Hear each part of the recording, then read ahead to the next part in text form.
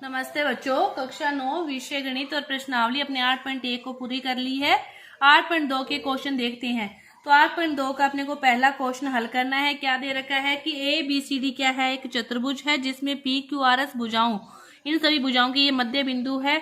ए सी उसका एक विकर्ण है। अपने को ये प्रूव करना है। अपने को मध्य बिंदु दे रखा है, तो मध्य बिंदु सभी भुजाओं के मध्य बिंदु दे रखे हैं, तो अपने को या मध्य बिंदु प्रमेय लगानी है। बस वहां पे क्या लगानी है, मध्य बिंदु प्रमेय लगानी है। तो सबसे पहले अपने क्या देखते हैं, इस त्रिभुज को लेते हैं ए सी डी एस आर, जिसमें है एस आर प्रूव करना है। तो इसी त्रिभुज को ले लिया, ये यहां से ए सी डी त्रिभुज, त्रिभुज ए सी डी में जो एस है वो भुजा किसका, ए डी का मध्य बिंदु है। यहाँ पे लिखोगे पूरा कि एस भुजा ए डी का क्या है, मध्य बिंदु है।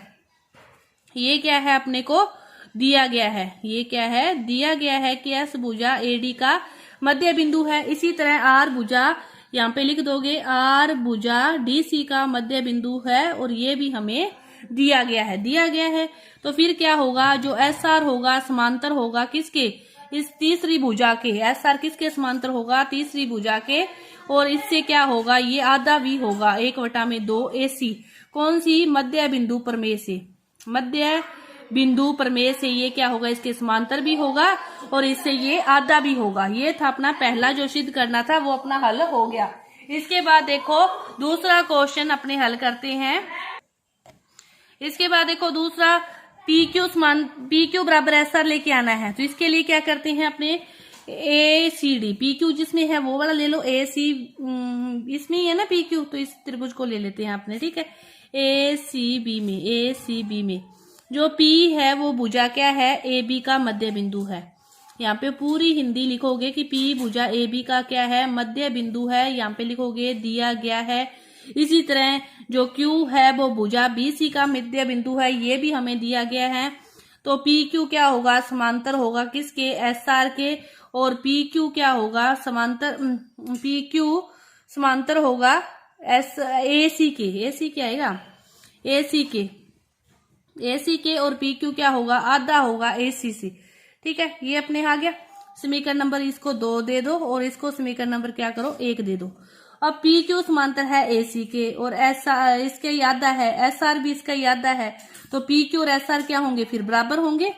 इक्वेशन 1 और 2 से क्या होंगे, पी क्यू बराबर हो जाएगा एस आर के। यही हमें क्या करना था, प्रूव करना था। अब अपने को क्या रह गया प्रूव करने वाला, कि पी क्यू आर एस एक समांतर चतुर्भुज है। तो पी क्यू आर एस में देखिए, पी क्यू आर एस में अपने क्या निकाल लिया, पी क्यू बराबर है एस आर के। अपने ऊपर निकाल चुके हैं कि जो पी क्यू है वो समांतर भी है एस आर के, और पी क्यू क्या है, बराबर भी है एस आर के। इक्वेशन अपने पहले उसको हल कर चुके हैं। ये दोनों ही कंडीशन है। तो फिर क्या होगा, पी क्यू आर एस क्या हो जाएगा, एक समांतर चतुर्भुज हो जाएगा। पी क्यू आर एस एक समांतर चतुर्भुज है, क्योंकि वो इसके समांतर भी है, वो इसके बराबर भी है। ये था आपका क्वेश्चन नंबर 1। इसके बाद देखते हैं क्वेश्चन नंबर 2। क्या दे रखा है, ए बी सी डी और मध्य बिंदु क्रमशः भुजाओं के मध्य बिंदु है। तो क्या लगाएंगे, मध्य बिंदु प्रमेय लगाएंगे। बस देखो क्या सिद्ध करना है, पी क्यू आर एस को सिद्ध करना है अपने को, कि वो क्या है, इसका पी क्यू आर एस क्या है, एक आयत है। तो इसको सिद्ध करने के लिए अपने को स्टेप बाय स्टेप हर त्रिभुज लेके हल करना पड़ेगा। तो सबसे पहले अपने कोई भी त्रिभुज ले लो। अपने त्रिभुज ले लेते हैं ऊपर वाला ए बी सी। अपने त्रिभुज ले लिया ए बी सी। इसमें P भुजा ए बी का मध्य बिंदु है, Q भुजा बी सी का मध्य बिंदु है। तो इसी प्रकार मध्य बिंदु प्रमेय लगेगी। तो क्या लिखोगे कि P भुजा ए बी का मध्य बिंदु है, P भुजा ए बी का क्या है, मध्य बिंदु है। यहाँ पे लिखोगे दिया है। इसी तरह Q भुजा क्या है, बी सी का मध्य बिंदु है, ये भी हमें क्या है, दिया है। तो फिर क्या होगा, पी क्यू क्या होगा, ये ए बी और तीसरी भुजा क्या होगी, ए सी। तो पी क्यू समांतर होगा तीसरी भुजा के, और पी क्यू क्या होगा, आधा होगा तीसरी भुजा के। समीकरण नंबर 1 यहाँ पे लिखोगे मध्य बिंदु प्रमेय से, ठीक है। इसी प्रकार आप नीचे से हल करोगे तो एस आर भी वही आएगा, एस आर एस का मध्य बिंदु, इसका मध्य बिंदु। तो त्रिभुज ए सी डी से, इसी प्रकार त्रिभुज ए सी डी से क्या आ जाएगा कि एस आर समांतर आ जाएगा ए सी के, और एस आर क्या आ जाएगा, आधा आ जाएगा ए सी के। समीकरण नंबर 2, ये आपके पास 2 आ गए। और इस इक्वेशन 1 व 2 से, इक्वेशन 1 व 2 से क्या होगा, देखो कि एस आर पी क्यू इसके, पी क्यू इसके, तो क्या हो जाएगा, पी क्यू समांतर हो जाएगा एस आर के, और पी क्यू क्या हो जाएगा, बराबर हो जाएगा एस आर के। समीकरण नंबर 4। तो यहां से क्या हो जाएगा कि पी क्यू आर एस क्या है, एक समांतर चतुर्भुज है। यहां से इतना प्रूव हो गया कि पी क्यू आर एस क्या है, एक समांतर चतुर्भुज है। लेकिन अपने को क्या प्रूव करना है कि एक आयत है। आयत प्रूव करने के लिए अब फिर दोबारा चले, अपने को कोण लेके आना है। तो कोण कैसे आएगा, कोण को लेके आने के लिए अपने त्रिभुज लेते हैं फिर से बी सी, ये वाला लेते हैं। अब तीसरी बार लेना है तो ये वाला त्रिभुज ले लेते हैं बी सी डी, जो नहीं लिया उस त्रिभुज को लेते हैं बी सी डी से। बी सी डी में क्या है, देखो जो क्यू भुजा, फिर वही चीज करेंगे एक बार, ठीक है। अपने ये दोनों ले लिए, अब इस तरह ये ले लेते हैं बी सी डी में, वो उसका मध्य बिंदु, ठीक है। मध्य बिंदु क्या कौन सा, क्यू भुजा किसका, बीसी का मध्य बिंदु है, आर भुजा किसका मध्य बिंदु, डीसी का है।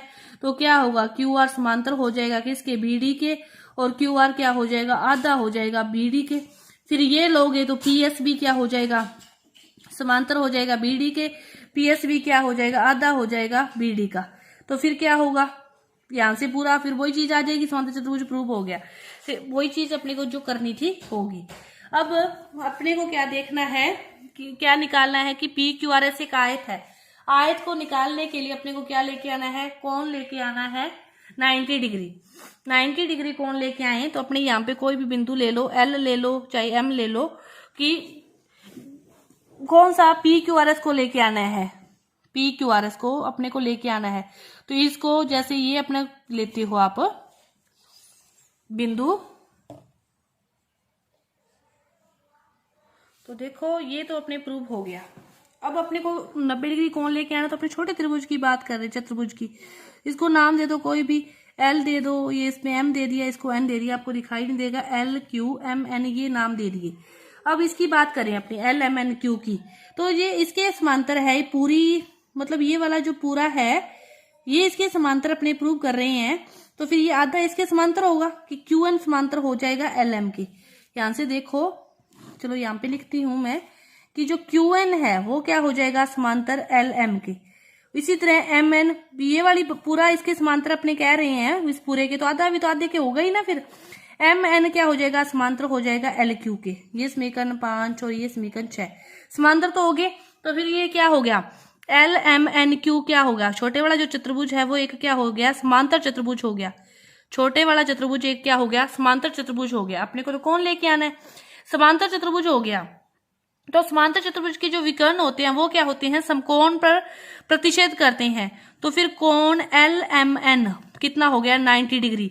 ये वाला कोण कितना हो गया, 90 डिग्री।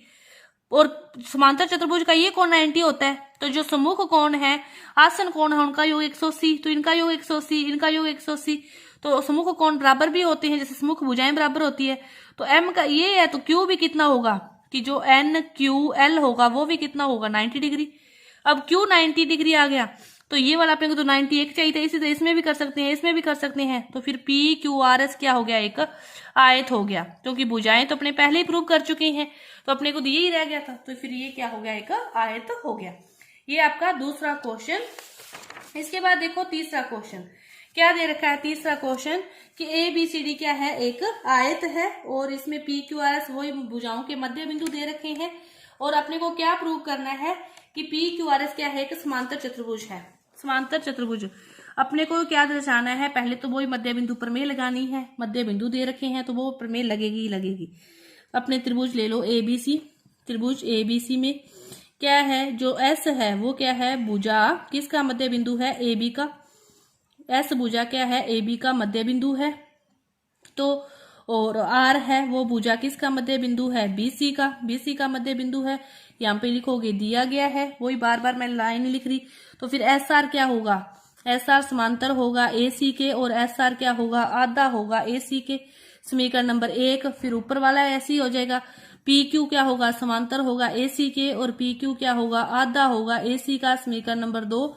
इक्वेशन 1 व 2 से अब तक जो हल कर रहे हैं, एक बार करोगे आपके समझ में सारा आ जाएगा, बार बार वही चीज तो कर रहे हैं। पी क्यू समांतर भी आ जाएगा और पी क्यू बराबर भी आ जाएगा। समीकरण नंबर अपने पास क्या आ गई, 3। समीकरण 1 व 2 से दोनों क्या हो जाएंगे, समांतर भी हो जाएंगे और दोनों क्या हो जाएंगे, बराबर भी हो जाएंगे। फिर इससे अपना क्या हो गया, जो पी क्यू आर एस क्या है, एक समांतर चतुर्भुज है, क्योंकि ये बराबर आ गया, समांतर आ गया। तो पी क्यू आर एस क्या है, एक समांतर चतुर्भुज है। अपने को क्या दर्शाना है कि समचतुर्भुज, अपने को तो समचतुर्भुज दिखाना है। तो इसके लिए दोबारा से देखो, त्रिभुज क्या दिखाना पड़ेगा अब अपने को, फिर समांतर चतुर्भुज दिखाना है तो चारों भुजाएं जो समान दिखा देंगे तो हो जाएगा। चारों भुज को कोण तो 90 है ही, समांतर आयत दे रखा है तो कोण तो 90 डिग्री है, चारों भुजाएं बराबर दिखानी है। उसके लिए क्या करेंगे, अपने त्रिभुज लेते हैं त्रिभुज BCD दो। BCD त्रिभुज में देखो क्या है, ये इसका मध्य बिंदु है, ये इसका मध्य बिंदु है, तो फिर ये इसके बराबर आएगी, ठीक है। QR क्या होगी, BD की आधी होगी, ठीक है।